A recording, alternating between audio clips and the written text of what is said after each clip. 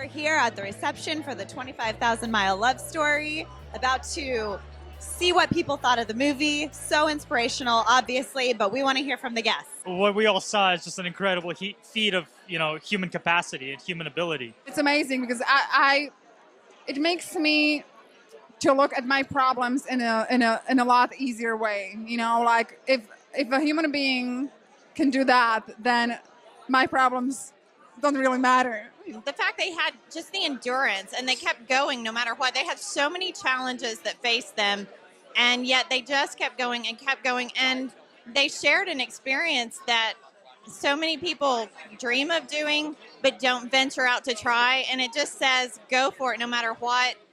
And especially if it helps other people, that's amazing. And that is it. That is really it. Is about most of the world is out there to try to survive. And us here are just trying to find happiness and comfort and all that. But Serge's perspective he said that that's what he really learned, I think, in the Q&A. I have to agree, that was the most profound. I mean, the endurance is unbelievable, but the message, I think, is important too. Well, I only have one thing to say. It was 25,000 miles of inspiration. So it hasn't really inspired me to run, but it's inspired me to be a better person. It's inspired me to achieve my dreams, fulfill my goals. And it's inspired me to work with people like Serge and the Rately family. That's what it's really done. So actually, I want to know, after seeing this film, in your opinion, who was the most inspiring and who had the most endurance? Was it Serge, or maybe was it even Nicole? I guess I'm a bit... You should know about me that I'm an endurance runner myself.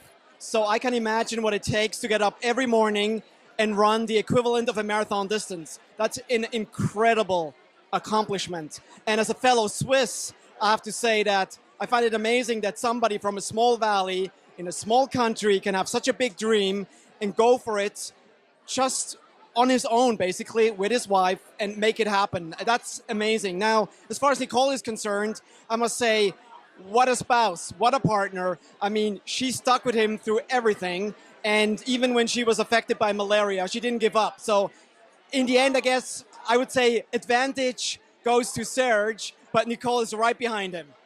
I like that. That's great. I think that Nicole was equally great in her endurance through the trip. So what was something that really stuck out to you? Well, he couldn't have done it obviously without her support morally, and not to mention all the equipment that went with them. You don't just run. You have to have all that equipment to go with you. But it surprised me. I know that our airline crews go into West Africa quite a bit, and it's extremely dangerous. Our crews have to take armed guards in the van to go to a compound, and they're not allowed out of the compound because they're told you'll probably die.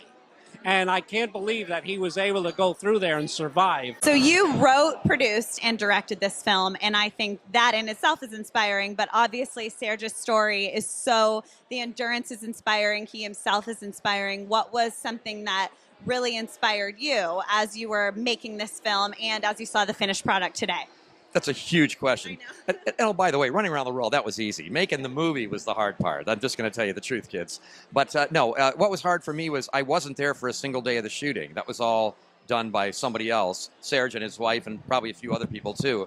And then I was just given 85 hours of the footage and said, try and find the story in here. Right? So seeing him today was sort of like mind-blowing for me. Plus, he is a larger-than-life character. That guy has a lot of charisma, a lot of power. He has a lot of power even in his silence when he's not talking. I guess that everyone's lingering question is, what's next? What's after this? You ran around the world. It seems like you couldn't top that, but you probably are going to. Next, I would like to run on the moon.